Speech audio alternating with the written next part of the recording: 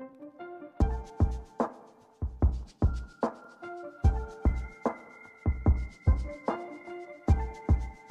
this is Narmada from Vista Academy Erode. Time and work அப்படிங்கிற topic தான் பார்த்துட்டு இருக்கோம். இப்போ எஃபிஷியன்சி பேஸ் பண்ண மாடல் தான் பார்க்க போகிறோம். P is twice as good as workman as Q. If P and Q can together finish a piece of work in 4 days, then Q can do it by himself in how many days அப்படின்னு கேட்டிருக்காங்க. First இந்த questions பார்க்கறதுக்கு முன்னாடி இந்த மாதிரி டேர்ம்ஸ்லாம் வந்தால் நம்ம என்ன சிம்பிள் போட்டு டினோட் பண்ணணும் அப்படிங்கிறது ஃபர்ஸ்ட் தெரிஞ்சுக்கணும். அது தெரிஞ்சாதான் நம்மளால சால்வ் பண்ண முடியும். அப்போ இங்கே P is 2 times good as workman as Qனா அப்போ இந்த இடத்துல என்ன A is நான் எடுத்திருக்கேன். இப்போ A is 2 times efficient than B அப்படின்னா என்ன மீனிங்னா A வந்து B-யை காட்டிலும் 2 times எஃபிஷியண்டா இருக்காங்க அப்படின்னா நல்ல வேலை செய்யறாங்க அப்படிங்கிற மீனிங். அப்போ எப்படி எடுத்துக்கணும்னா டைம்னு கொடுத்துருந்தாங்கன்னா டைமை பேஸ் பண்ணி எடுத்துக்கணும். இப்போ டைம் அப்படின்னா என்ன அர்த்தம்னா இப்போ நான் எக்ஸாம்பிளுக்கு ஒன்று சொல்றேன். இப்போ வந்து A வந்து பி எடுத்துக்கலாம். பி வந்து 10 daysல ஒரு ஒர்க்கை முடிக்கிறாரு அப்படின்னா ஏ வந்து அதே ஒர்க்கை எவ்வளவு நாள்ல முடிப்பாரு அப்படின்னு பாத்தீங்கன்னா 2 times எஃபிஷியன்ட்னு சொல்லியிருக்காங்க. அப்ப இவரை விட எஃபிஷியன்ட் இவரு அப்படி ஏ வந்து எஃபிஷியன்டா இருக்காரு அப்படின்னா அவர் சீக்கிரம் முடிச்சாதான் நம்மளால எஃபிஷியன்ட் சொல்ல முடியும். அப்ப அவர் வந்து 5 daysலயே அந்த ஒர்க்கை கம்ப்ளீட் பண்ணிடுவாரு அப்படிங்கிற மீனிங்.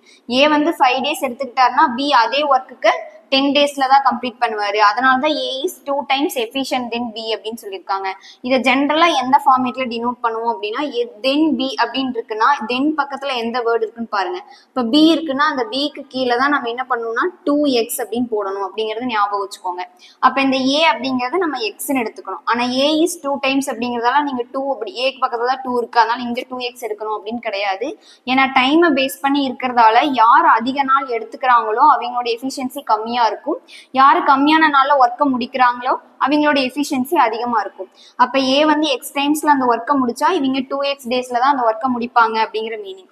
நெக்ஸ்ட் இந்த இதுலயே வந்து டைம் 2 times இருக்குங்களா அதுவே 3 times கொடுக்கலாம். த்ரைஸ் அப்படிங்கிற மீனிங்லும் வரலாம், இல்ல 4 times அப்படின்னு வரலாம். இன்கேஸ் 2 timesங்கிறத இந்த இடத்துல த்ரைஸ் அப்படின்னு வந்திருக்குன்னு வைங்க. அப்ப thrice a is thrice efficient then B அப்படின்னா நீங்க என்ன பண்ணணும்னா இந்த இடத்துல பிங்கிற இடத்துல 3x போடுவீங்க, இங்க எக்ஸ்னே தான் இருக்கும். அப்ப த்ரைஸ்னு வரும்போது 3x போடுவீங்க, 4 times அப்படின்னு வந்துச்சுன்னா 4x போடணும். இது வந்து ஜென்ரல் கான்செப்ட். இது தெரிஞ்சாதான் நம்மளால இந்த சம்ம சால்வ் பண்ண முடியும். நெக்ஸ்ட் பாத்தீங்கன்னா A is 50% more efficient then B அப்படின்னு கொடுத்துருக்காங்க. ஏ அப்படிங்கிறவங்க பிஏ காட்டிலும் 50% மோர் எஃபிஷியண்டா இருக்காங்க அப்படின்னா என்ன மீனிங் அப்படின்னு பாத்துக்கிட்டீங்கன்னா இப்ப ஏ பின்னு போட்டுக்கோங்க. இப்ப இந்த இடத்துல எதுல முடியுதுன்னு பாருங்க. தென் பக்கத்துல எந்த வேர்டு இருக்கு? பி இருக்குங்களா? அப்ப பி இருக்குன்னா பிக்கு வந்து நீங்க எப்பவுமே என்ன போடணும்னா இந்த இடத்துல 50% எஃபிஷியன்ட் தென் அப்படிங்கறதால இந்த 50 இங்க ஆட் பண்ணிக்கோங்க. இது எப்பவுமே 150% இருக்கணும். ஏ அப்படிங்கிறது 100% இருக்கணும். A is 50% more efficient then B அப்படின்னா கூட நம்ம பிக்கு கீழே தான் 150% போடணும், ஏக்கு கீழே 100% தான் போடணும். இங்க 40% கொடுத்துருந்தாங்கன்னா இவங்க 100% இப்படிங்க இங்க வந்து 140% அப்படின்னு எடுத்துக்கணும். A takes 50% more time than B அப்படின்னா இப்ப ஏ பி எடுத்துக்கிறோம். அதுல இப்ப ஏவை விட பி வந்து என்னவா இருக்கும்? 50% மோர் டைம் எடுத்துக்கும் அப்படிங்கிற மீனிங்ல கொடுத்துருக்காங்க. அப்ப ஃபர்ஸ்ட் எக்ஸ் டைம்னு எடுத்துக்கலாம். ரெண்டு பேருமே 12 daysல கம்ப்ளீட் பண்றாங்க அப்படின்னு எடுத்தோம்னா இங்கே 12 அப்படின்னு இருக்குன்னா ஆனா பியை விட ஏ என்னவா இருக்கு? 50% மோர் டைம் எடுத்துக்குது அப்படின்னு சொல்றாங்க. அப்ப இவரை விட 50% அதிகம் அப்படின்னா 50னா என்ன? அந்த 12 daysல பாதி ஹாஃப்.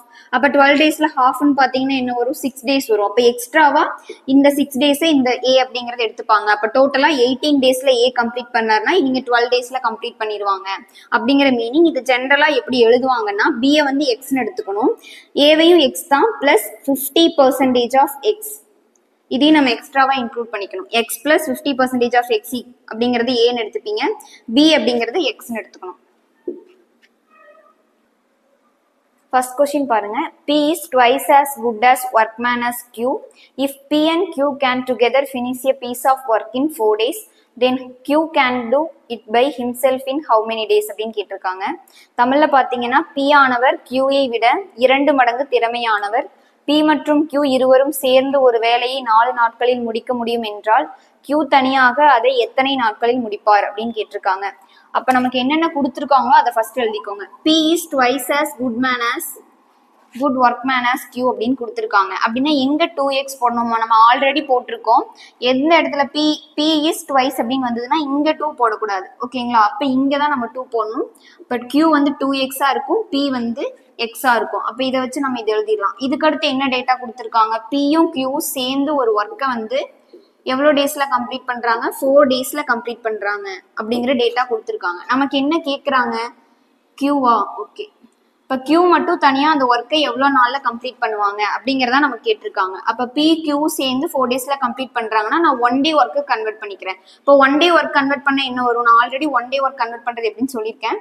இப்போ எக்ஸ் டேஸ்ல கம்ப்ளீட் பண்ணுவாங்க அப்படின்னா அதை 1/xன்னு எடுத்துக்கணும். 1 டே ஒர்க்கு கன்வெர்ட் பண்ணா ஒன்றும் இல்லை, 1/, அந்த என்ன டேர்ம் கொடுத்துருக்காங்களோ அதை கீழே எழுதிக்கோங்க. பிளஸ் கியூ வந்து 2x டேஸ்ல கம்ப்ளீட் பண்ணுவாங்கன்னா 1 டே ஒர்க்னா 1/2x அப்படின்னு எழுதிக்கலாம். இப்போ இவங்க 2 பேரும் சேர்ந்து 4 டேஸ்ல கம்ப்ளீட் பண்றாங்களா, அதை 1 டே ஒர்க் மாத்தினீங்கன்னா 1/4 டேஸ். இப்போ 4 டேஸ் அப்படிங்கிறது 4 நாள்ல அந்த வேலை முடிப்பாங்க அப்படிங்கிற மீனிங்.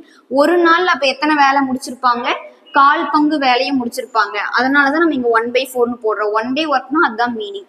அப்ப இந்த இடத்துல இந்த எக்ஸுக்கும் 2xக்கும் எல்சிஎம் எடுத்தீங்கன்னா என்ன கிடைக்கும், 2x அப்படின்னு கிடைக்குங்களா?